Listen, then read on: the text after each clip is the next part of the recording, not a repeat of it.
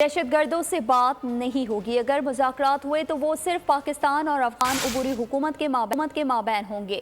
Army chief general Syed Asim Munir کا دو ٹوک پیغام۔ دورہ پشاور کے دوران گرینڈ جرگے سے خطاب میں سپہ سالار نے کہا کہ جو لوگ امن کو برباد کرنا چاہتے ہیں وہ ہم میں سے نہیں ہیں۔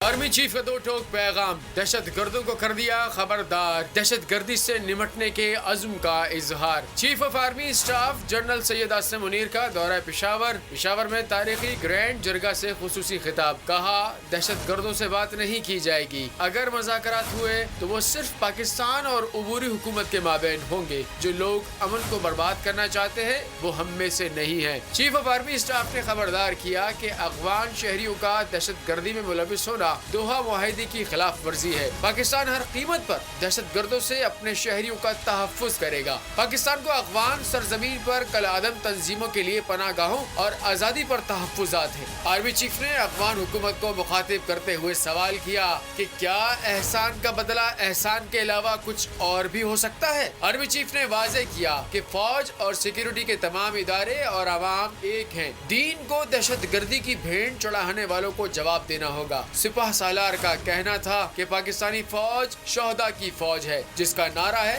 ایمان، تقوی اور جہاد فی سبیل اللہ۔ ہم آپ میں سے ہیں اور آپ ہم میں سے ہیں۔ ہم اللہ کے راستے میں جہاد کر رہے ہیں اور کامیابی ہماری ہی ہوگی۔ فوج اور سیکیورٹی کے تمام ادارے اور پاکستان کی عوام ایک ہے۔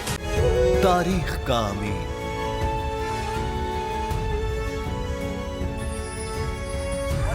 آزادی کی علامت،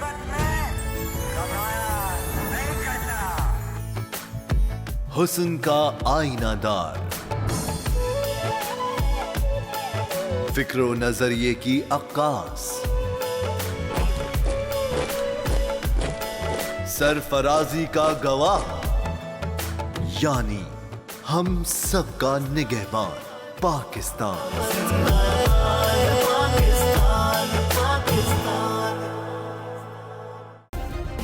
سبسکرائب کریں اور بیل دبائیں تاکہ کوئی خبر رہ نہ جائے۔